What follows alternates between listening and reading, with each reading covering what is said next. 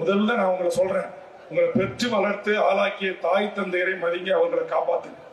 அடுத்து உங்கள் மனைவி உங்கள் குழந்தை செல்வங்களை காப்பாற்றுங்க.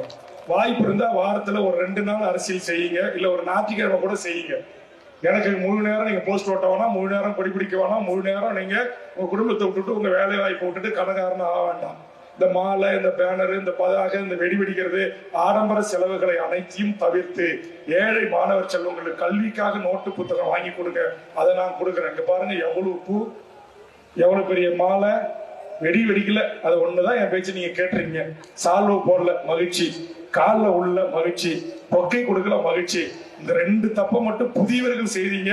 அதுவும் சந்தோஷம் என்கிட்ட அனுமதி வாங்கிட்டு தான் மேல வந்து போட்டாரு. இந்த ஒரு முறை போட்டுக்கிறேன்னா அடுத்த முறை போட மாட்டேன்னாரு. சந்தோஷம் இன்னைக்கு தினத்தந்தில மாலை மலர்ல பக்கம் பக்கமா விளம்பரம் கொடுத்திருக்காரு. இது எல்லாம் பெரிய கட்சி, ஆண்ட கட்சி, ஆண்டு எல்லாத்தையும் கையில வச்சிருக்கணும் செய்யற வேலை. நீ உழைச்சி சம்பாதிக்கிற காசு வேண்டாம்.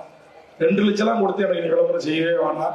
அந்த 2 லட்சத்தை கொடுத்து அந்த கட்சிக்காக கொடுபிடித்து கோஷம் போடுகின்ற ஒரு ஏழை என் கட்சி தோன்றனுடைய ஒரு மருத்துவ செலவுக்கு நான் அந்த பணத்தை கொடுத்து அவன் உயிரை காப்பாற்றுவேன். அதனால எளிய முறையில் மக்கள் மனங்களை வெல்வோம்.